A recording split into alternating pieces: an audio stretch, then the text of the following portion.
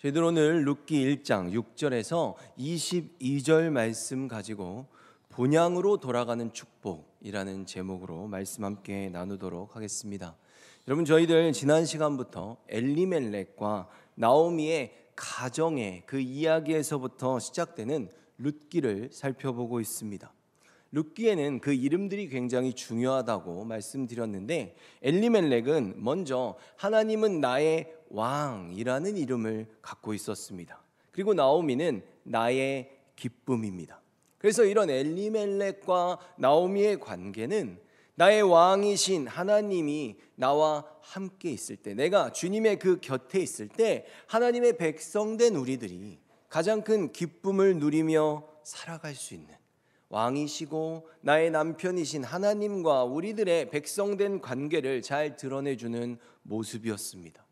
그리고 이 엘리멜렉과 나오미는 또 성도로서, 하나님의 그 언약 백성으로서 주님이 허락하신 그들의 유다 베들레헴 땅이라는 그 분깃이 있었고, 그곳에서 농사를 짓고 자녀들에게 하나님을 알리고 하나님의 말씀을 선포하며 살아가는 그런 사명을 받은 자들이었습니다.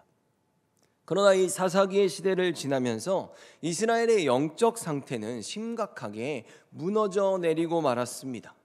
그러자 주님께서는 이스라엘, 그 자녀된 백성된 이스라엘을 사랑하셔서 그들의 마음을 다시 돌이키시기 위해 그들에게 기근을 보내셨습니다.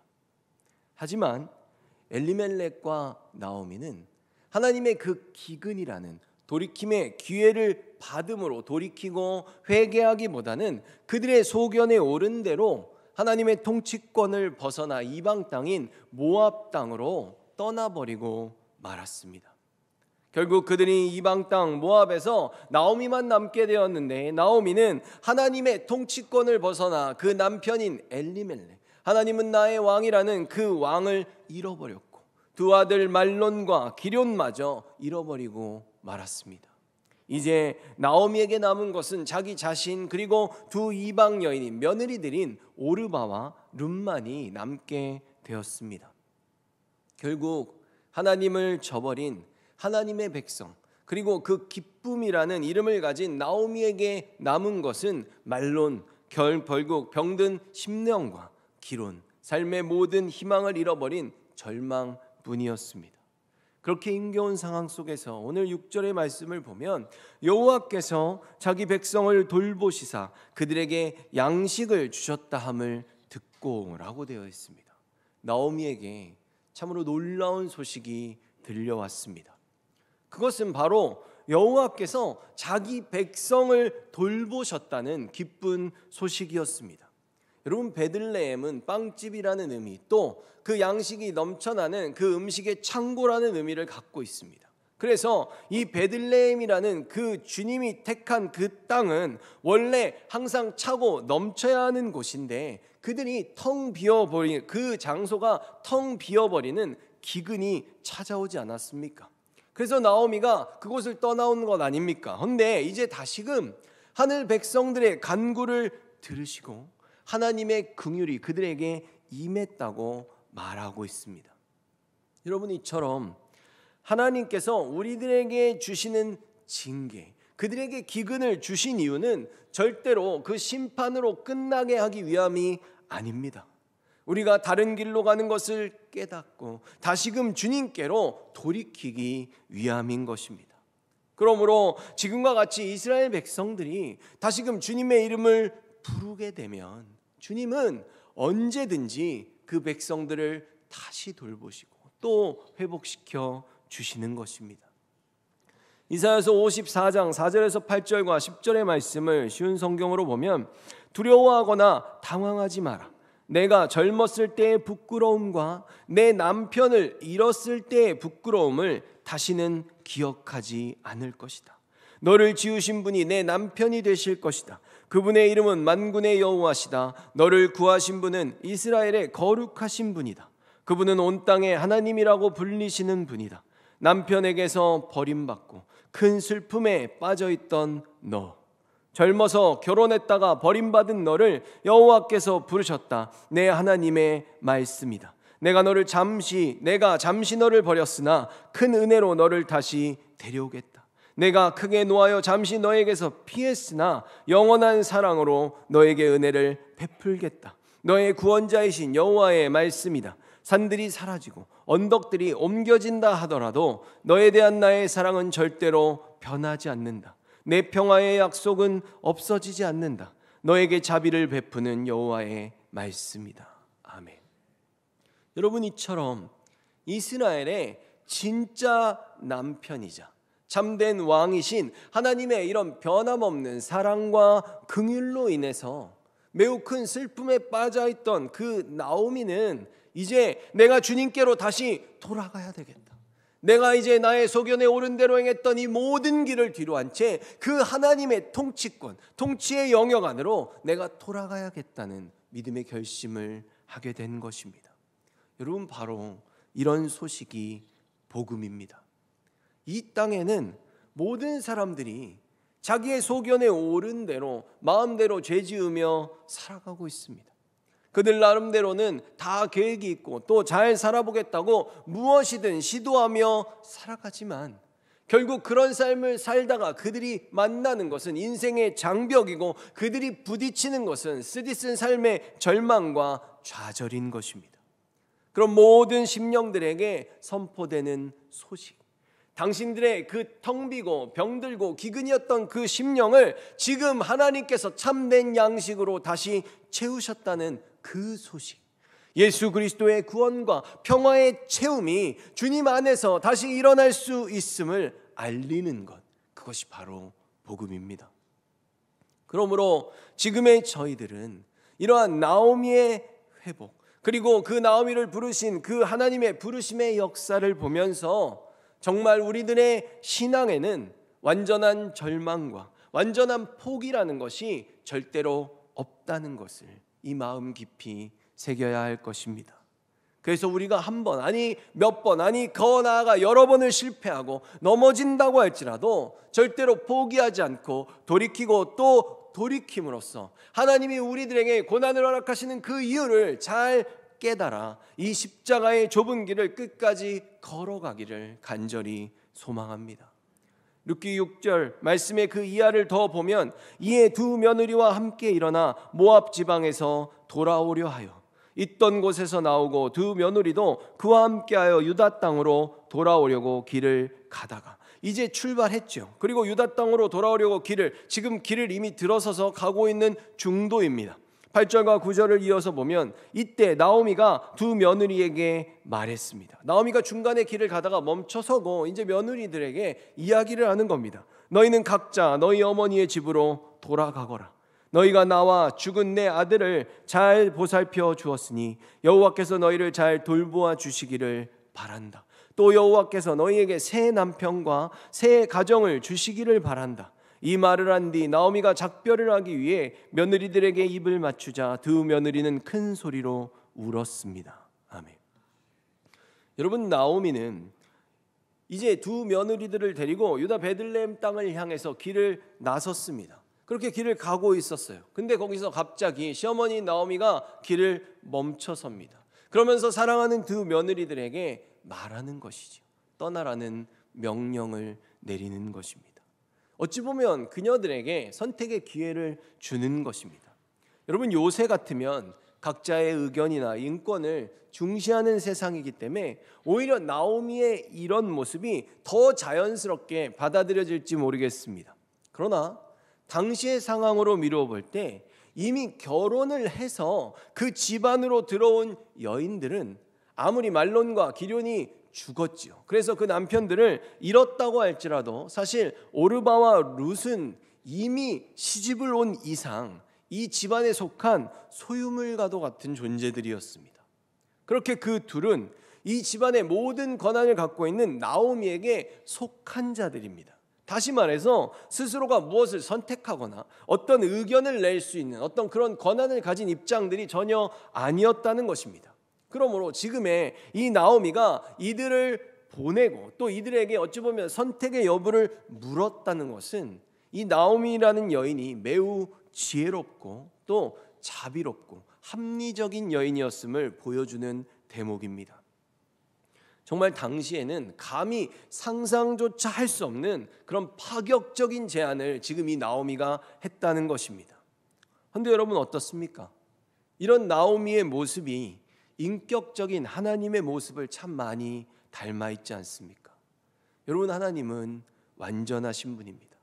하나님은 전능자이십니다. 무엇이든지 원하면 다 하실 수 있습니다. 이것이 무엇을 말하고 있습니까? 이 세상의 그 어떤 존재도 하나님이 원하시면 그 역사를 막을 수 없다는 것입니다. 헌데 그런 전능자이신 주님께서 백성된 우리들에게만은 늘 인격적으로 대해 주십니다.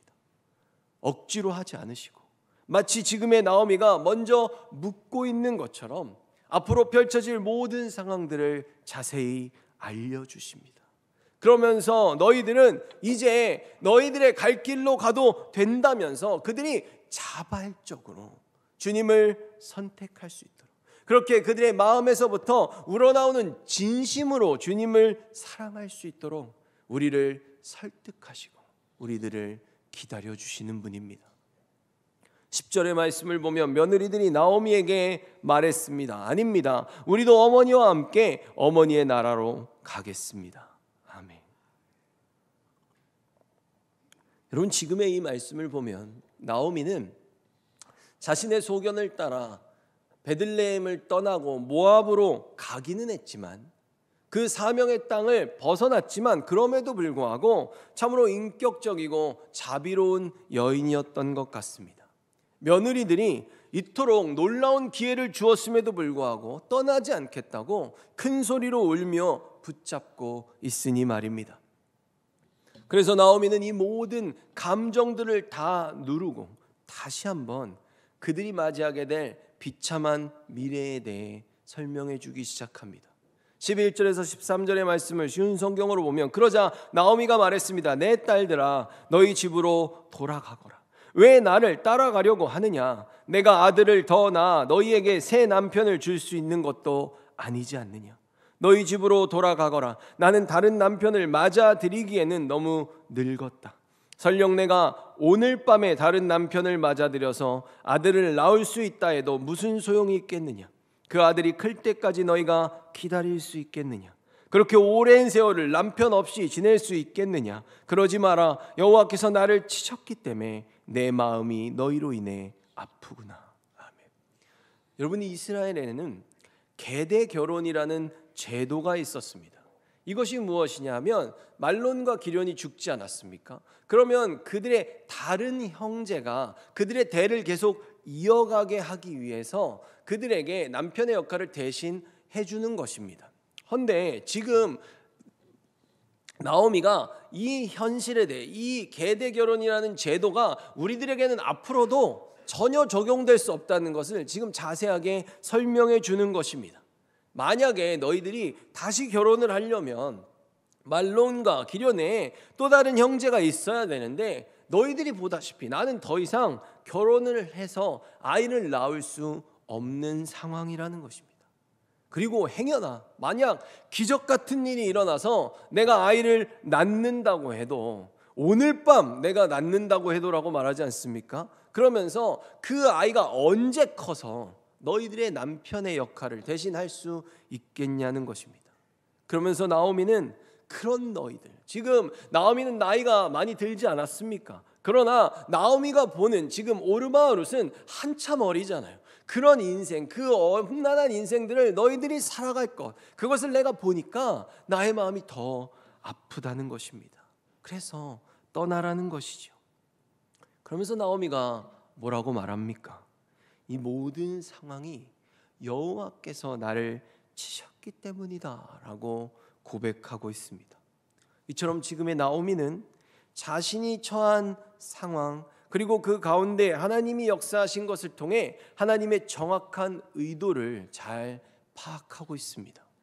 여호수아 5장 13절에서 14절의 말씀을 쉬운 성경으로 보면 여호수아가 여리고 근처에 있었을 때 눈을 들어보니 어떤 사람이 자기 앞에 칼을 들고 서 있는 것이 보였습니다. 여호수아는 그에게 다가가 당신은 우리 편이요 아니면 적의 편이요 라고 물었습니다. 그 사람은 나는 누구의 편도 아니다. 나는 여호와의 군대 사령관으로 왔다고 대답했습니다. 아멘. 여러분, 지금의 이 말씀은 이스라엘의 지도자로서 가나안의 첫 번째 전투를 준비하던 여호수아의 모습입니다. 약 200만 명에 달했던 그 이스라엘 민족을 책임지던 지도자로서 이 첫 번째 전투에 대한, 이제 모세에게 바통을 딱 받아서 첫 번째 전투지 않습니까? 이에 대한 부담감이 여호수아에게 이루 말할 수 없었을 것입니다. 그렇게 잔뜩 긴장한 채로 이제 전쟁을 앞두고 여리고를 바라보고 있는데 어떤 한 사람이 여호수아를 향해서 칼을 빼어들고 마주서 있는 것을 본 것입니다. 여러분, 칼을 이미 빼서 손에 들고 있다는 것은 바로 공격을 할 수 있을 만치 그런 긴박하고 위험한 상황임을 말해주는 것 아니겠습니까? 그래서 여호수아가 그 사람에게 물은 것입니다. 당신은 우리 편이요 아니면 적의 편이요? 라고 말입니다. 그런데 여러분, 이 사람의 대답이 참으로 엉뚱합니다. 그는 여호와의 군대 사령관으로 왔다라고 말합니다. 이것이 대답의 전부입니다. 무슨 뜻입니까? 여호수아는 지금 OX 퀴즈를 낸 거예요. 내 편이냐 네 편이냐 이렇게 OX 퀴즈를 냈는데 지금 이 여호와의 군대 장관은 이 보기에는 없는 제3의 대답을 한 것입니다. 여러분, 당시에 여호수아의 머릿속이 어땠겠습니까? 그는 온통 네 편, 내 편으로 가득 차 있지 않았겠습니까? 그런데 바로 이때 군대 장관이 나타나서 여호수아에게 칼을 겨눈 겁니다. 여러분은 칼을 누구에게 겨눕니까? 칼은 적에게 겨누는 것입니다. 이것이 무엇을 말하는 것입니까? 이 군대 장관이 여호수아에게 말하고 있는 겁니다. 내가 여호와 하나님의 군대 장관이라고 말하지 않습니까? 하나님의 의중을 지금 드러내는 것이죠. 만약 내가 너의 편이라는 생각을 하고 있다면 너는 이미 나의 적이라는 것입니다. 여러분, 우리들도 이런 착각을 하면 안 됩니다. 내가 모든 선과 악의 중심에 서서 내 편, 네 편을 가를 수 있는 나는 이미 십자가에서 그리스도와 함께 죽었습니다. 그러므로 진정한 선이라는 것은 내가 아니라 내가 여호와의 편에 설 때 바로 그 자리가 선한 편이 될 수 있는 것입니다. 그래서 이 답변을 듣자마자 여호수아는 땅에 엎드렸습니다. 14절 이어가기를 그러자 여호수아는 땅에 엎드려 그에게 물었습니다. 주의 종인 저에게 하실 말씀이 무엇입니까? 여러분, 지금 여호수아가 받아들인 이 하나님의 의도가 무엇입니까? 지금의 너는 네 편, 내 편을 지금 머리가 터지도록 고면하면서 가르고 있고 어떻게 해서든지 저 여리고성을 너의 생각으로 짜내는 어떤 작전을 짜서 그것을 이겨내려고 하는데 네가 지금 틀렸다는 것입니다.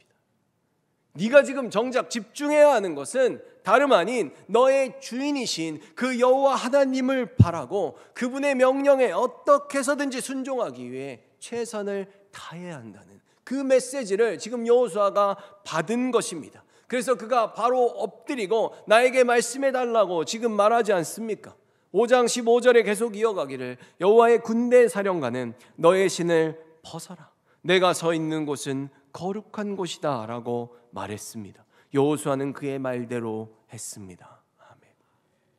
말씀해 달라 하고 말씀하시니 그대로 했다, 순종했다고 말하고 있습니다. 여러분, 거룩한 곳, 죄가 없는 곳, 나의 생각이 전혀 할 수도 없고 역할을 감당할 수도 없는 바로 그곳, 그 하나님의 곁에 서기 위해 우리들은 세상의 신을 벗어야 됩니다. 나의 소견에 옳은 대로 행하며 살아왔던 그 인생, 그것이 진리라고 생각하며 계속해서 주장했던 그 죄인의 삶, 사실 하나님이 언제나 내 편에 설 것이라는 엄청난 착각 속에 우리들은 살아가고 있는 것입니다. 마치 지금의 여호수아처럼 말입니다. 여러분, 그렇게 생각하지 않았겠습니까? 나오미도 내가 하나님 잘 믿으니까, 하나님은 내 편이니까 내가 모압으로 가도 나는 잘 살 수 있을 거야. 그렇지 않다는 것이죠. 우리는 나의 모든 경험과 지식과 지혜, 이 세상에서 내가 두 발을 딛고 살아오면서 내가 쌓아온 그 얻어낸 모든 것들을 주님 앞에서 철저히 부정하고 다 내려놓아야 하는 것입니다. 그리고 난 후에 이제 주님께 백지를 내밀면서 주님, 이곳에 주님의 명령을 기록해 주십시오라고 간구해야 하는 것입니다. 그런 마음으로 이 진리의 말씀 가운데로 들어가서 그것을 깨닫고 그 뜻대로 살아내야 합니다.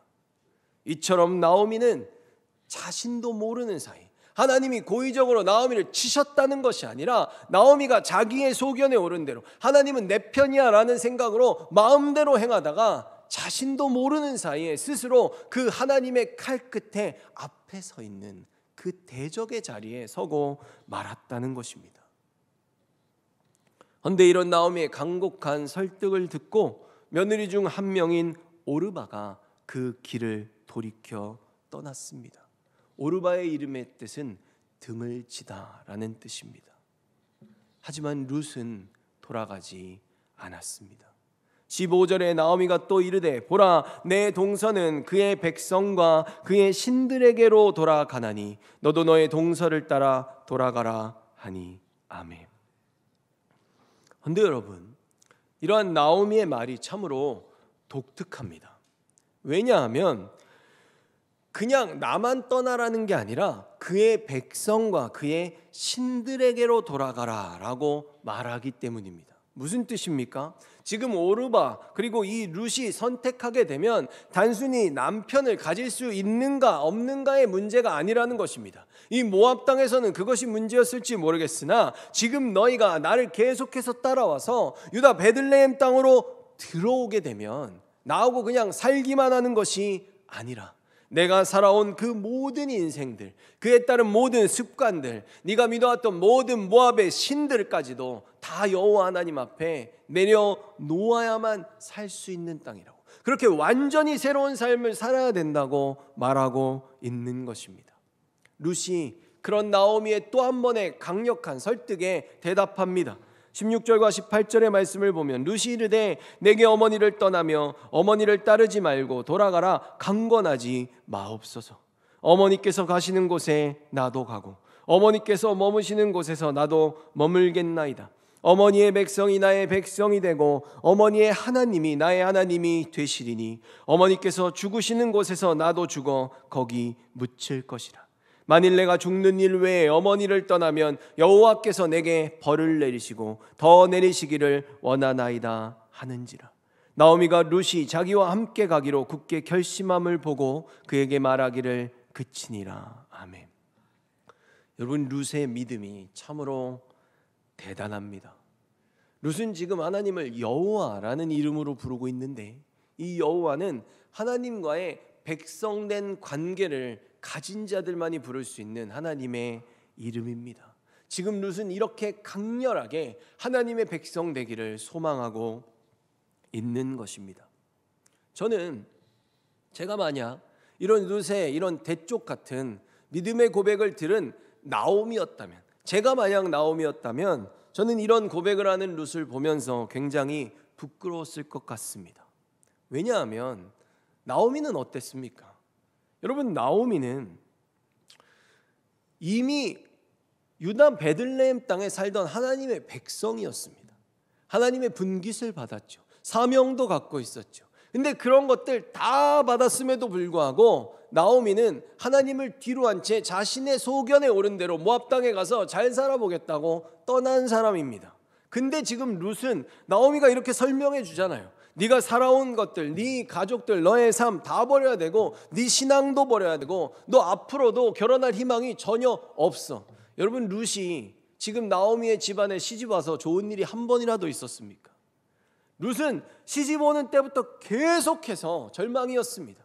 남편이, 시아버지 돌아가시고, 그지요? 남편 죽고 이제는 자기 땅도 떠나고 모든 것 다 버려야 되는데 그 아무런 희망도 없는 상황 속에서 룻이 지금 말합니다. 내가 이거 다 버려도 좋으니까 어머니가 나한테 알려주신 그 여호와 하나님, 나 그분의 백성이 되고 싶어서 나 이거 다 버려도 괜찮다는 것입니다. 나오미와는 정반대의 모습을 보이고 있지 않습니까? 룻이 지금 뭐라고 맹세합니까? 내가 거기서 죽겠다고 말합니다. 내가 정말 목숨까지 걸고 하나님의 백성 된 그 삶을 쫓아 나는 이 길을 포기하지 않겠다고 고백하는 것 아닙니까? 여러분, 저희들 믿음의 조상 아브라함도 이런 떠남이 있었다는 것 알고 있지 않습니까? 하나님이 부르셨을 때 그가 갈 바를 알지 못하고 본토 친척 아비 집을 떠났다고 말합니다. 약 400년 동안 살았던 그 가족이 있는 그 자리를 하나님이 가라고 하시니까 바로 박차고 떠난 것이죠. 근데 저는 룻이 아브라함보다 더 대단하다는 생각이 듭니다. 룻은 아무것도 좋은 것을 본 적이 없어요. 아브라함은 최소한 하나님의 그 약속이라도 받고 떠나지 않았습니까? 근데 룻은 나오미에게 들은 그 여호와 하나님이 너무 좋아서 내가 그분을 사랑해서 그분의 백성이 되고 싶어서 이 모든 것을 다 버리는 이런 고백을 하는 것이 참으로 놀라울 따름입니다. 룻기 1장 21절에서 22절의 말씀을 계속해서 보면 내가 풍족하게 나갔더니 여호와께서 내게 비어 돌아오게 하셨느니라. 그들이 보리추수 시작할 때 베들레헴에 이르렀더라. 아멘. 나오미가 이제 유다로 돌아왔습니다. 이 베들레헴에서 사람들에게 지금 나오미가 이렇게 말을 하고 있는 것입니다. 근데 21절에 내가 풍족하게 나갔더니 라는 것을 보니까 나오미가 이스라엘에서 살 때만 해도 꽤 부유했던 것 같습니다. 그래서 그런 머리를 잘 써서 그런 부를 계속 유지하면서 지금 모압은 식량이 많다고 하니까 모압 땅에 가서 또 그 삶을 잘 유지하면서 살다가 돌아오면 되겠거니 하고 떠났던 것 아니겠습니까? 그런 부푼 꿈을 가지고 모압으로 간 것입니다. 그런데 현재의 나오미의 모습이 어떻습니까? 여호와는 나의 왕이시다, 하나님은 나의 왕이시다라는 그 남편 엘리멜렉을 잃고 나오미라는 자신의 이름이 뜻하는 그 삶의 모든 기쁨마저 잃어버렸습니다.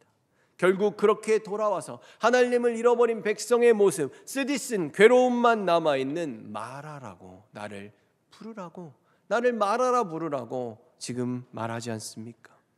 하지만 이 22절의 말씀을 보면 이제 이런 모든 것들을 뒤로한 채 결단하고 돌아온 나오미와 룻이 보리추수의 때를 만났습니다. 여러분, 바로 이 대목이 지금껏 처절할 정도로 절망스러웠던 나오미와 룻의 인생이 완전히 새로운 국면으로 진행될 것을 암시해 주는 대목입니다. 그 이유를 보면 첫째로 이스라엘 사람들이 보리를 추수하기 시작하면 이제 함께 추수할 일꾼들이 많이 필요하지 않겠습니까? 그러니 일자리가 많이 생겨나는, 그렇게 창출되는 시절에 지금 딱 맞춰서 지금 룻이 온 것입니다. 게다가 이스라엘에는 하나님의 명령이 있어서 사람들이 보리를 추수할 때 이삭이 이렇게 바닥에 떨어지면 그거 하나하나 다 줍고 챙기라고 말씀하시지 않았죠. 그것을 가난한 사람들이 다 주워갈 수 있게 그것들을 그냥 내버려 두라고 했습니다. 그러니까 룻이 일은 어떤 한 사람의 밭에서 할지 모르겠으나 다른 아무 밭이든지 들어가서 그 보리 이삭들을 더 많이 주워올 수 있는 그런 좋은 상황에 지금 이곳에 왔다는 것입니다. 둘째로 굉장히 중요한 부분이 무엇이냐 하면 이스라엘의 보리 추수의 때는 다름 아닌 유월절 기간이었습니다. 지금 성경은 나오미하고 룻이 이스라엘에 다름 아닌 유월절 때에 입성했음을 말해주고 있습니다. 우리들이 예수님이 돌아가신 성금요일 바로 그날이 유월절인데 그때 이들은 보리 이삭의 단을 묶습니다. 그리고 그 다음 날인 부활절이죠. 초실절에 첫 번째 열매의 단을 베면서 이들이 보리 추수를 시작하게 되는 것입니다. 그렇기 때문에 지금 나오미와 룻은 그 유월절의 시기에 맞춰서 지금 이들이 당시에 그 나라로 귀환했다는 것이죠. 민수기 9장 13절에서 14절의 말씀을 쉬운 성경으로 보면 유월절을 지켜라. 만약 지키지 않으면 그는 백성에게서 끊어질 것이다. 이것이 모두의 의무라고 말하고 있습니다. 그는 정해진 때에 여호와께 제물을 바치지 않았으므로 죄값을 받을 것이다. 지금 이 유월절이 제물을 바침으로써 죄사함을 받을 수 있는 절기임을 지금 말해주고 있습니다. 너희 가운데 사는 외국인도 유월절을 지킬 수 있다는 것이죠. 그러니까 룻도 이 유월절에 지금 포함되고 이것을 다 따라 지켜야 되는 입장인 것입니다. 여호와의 유월절을 지킬 수 있으니 그가 유월절을 지킬 때에는 모든 규례를 따르게 하여라. 너희가 지키는 규례를 외국인도 똑같이 지키게 하여라. 아멘. 그 어떤 차별도 없었다는 것입니다.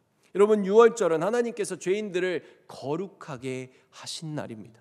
그들의 죄를 사함으로써 그 죽음의 사자의 심판이 유월, 그 집을 뛰어넘었다는 뜻이죠. 그렇게 하나님의 백성들을 구원하신 절기입니다. 게다가 이 유월절은 처음부터 어떻습니까? 외국인들까지도 처음부터 다 포함하는, 그래서 모든 하나님의 규례, 그 율법이 동일하게 적용되는 우주적인 구원의 역사였습니다. 근데 바로 이 하나님의 백성들을 세우는 이 유월절의 때, 그들의 죄를 사해 하나님의 나라를 세우는 이 구원의 시기에 딱 맞추어서 지금 나오미와 룻이 예루살렘에 들어온 것입니다. 여러분 어떻습니까? 이미 하나님께서는 나오미를 회복시키시고 룻을 구원하시기 위해서, 그 지금 룻이 그렇게 다짐하고 간절히 열망했던 그 하나님의 백성으로 그녀를 편입시키기 위해서 이때를 예비하고 계셨다는 것입니다. 여러분, 우리들에게 가장 중요한 것이 무엇입니까? 오늘의 본문은 우리들에게 내가 지금 만난 삶의 문제들과 나에게 당면한 어려운 환경들, 이것들을 어떻게 해서든지 피해보려고 나의 소견에 옳은 대로 행하는 것이 잘못되었다고 말하고 있습니다. 오히려 그럴 때일수록 나의 왕이신 주님께 더 가까이 하는 것, 그 주님의 곁에 서기 위해 최선을 다하는 것, 바로 임마누엘을 선택하는 것이 우리들이 할 수 있는 가장 지혜로운 행함이고 가장 큰 축복이라는 것을 말해주고 있습니다. 여러분, 베들레헴 빵집, 그 음식이 가득 찬 창고, 분명히 가득 차서 넘쳐야 했던 그 베들레헴이, 그들이 이스라엘의 하나님을 버리고 자신의 소견들을 따르자 그것이 텅 비어버리는 기근이 찾아왔습니다. 창고가 텅 비어 그들에게 찾아온 바로 공허함입니다. 창세기 1장 1절과 2절의 말씀을 보면 태초에 하나님이 천지를 창조하시니라. 땅이 온전하고 공허하며 텅 비었다는 것이죠. 흑암이 깊음 위에 있고. 아멘. 여러분, 이 세상도 처음에는 공허함 그 자체였습니다. 텅 비어 있었다는 것이에요. 그런데 하나님이 이 텅 비운 곳에 어떤 역사를 행하시는가 하면 3절과 4절의 말씀을 보면 하나님이 이르시되 빛이 있으라 하시니 빛이 있었고 빛이 있으니까 하나님이 보시기에 좋았더라 라고 말합니다. 여러분, 참으로 신기하지 않습니까? 이 세상이 텅 비어서 공허했는데 하나님이 그곳을 어떤 것으로, 어떤 물건들로 가득 채운 것이 아니라 빛으로 그것을 가장 먼저 채우셨다는 것입니다. 그 모습을, 그리고 하나님이 보시니까 가장 선한 모습으로, 가장 보기에 좋은 모습으로 창조된 그 세상, 그것을 보고 하나님이 흐뭇해 하셨다는 것입니다. 여러분, 무엇을 말해줍니까? 우리가 가진 공허함은 절대로 이 세상의 권력이나 재물이나 지식이나 지혜로 채울 수 없습니다. 요한복음 8장 12절에 예수께서 또 말씀하여 이르시되 나는 세상의 빛이니 나를 따르는 자는 어둠에 다니지 아니하고 생명의 빛을 얻으리라. 아멘. 여러분, 우리의 공허함을 채우는 것은 생명의 빛입니다. 그것을 동일하게 이 베들레헴, 우리들의 이 마음의 창고를 채울 수 있는 생명의 양식도 오직 예수 그리스도 한 분뿐입니다. 그러니 우리들 최선을 다해 주님을 따라가야 할 것입니다. 혹시나 그렇게 주님을 따라가다가 나의 십자가를 지고 예수 그리스도의 발자취를 따르려다가 실패하고 넘어질 수도 있을 것입니다. 우리들 그만큼 부족하고 저희들 연약하지 않습니까? 하지만 여러분, 그 어떤 순간에도 절대로 포기하면 안 됩니다. 내가 어려울 때 더 큰 어려움이 지금 룻과 나오미처럼 찾아올 수 있습니다. 그러나 주님께서는 왜 그걸 허락하십니까? 그 발걸음을 지금 돌이키라는 것입니다. 더 이상 모압에 앉아있지 말고, 모압의 자리에서 어떻게든 내 지혜를 내며 살아남기 위해 애를 쓰지 말고 지금 내가 너를 부르는 그 베들레헴으로 돌아오라는 것입니다.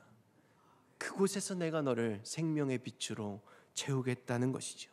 여러분, 저희들 절대로 포기하면 안 됩니다. 우리들에게 환난과 고난이 찾아올 수 있습니다. 그때 우리는 계속해서 돌이키고 또 돌이킴으로 주님께서 함께 하시는, 주님과 영원히 함께 할 수 있는 그 영원한 본향을 향해 우리들도 돌이킬 수 있도록 하나님이 우리들에게 주시는 그 축복의 기회를 절대로 놓치지 않는 하나님의 백성된 우리가 되기를 예수 그리스도의 이름으로 축원합니다.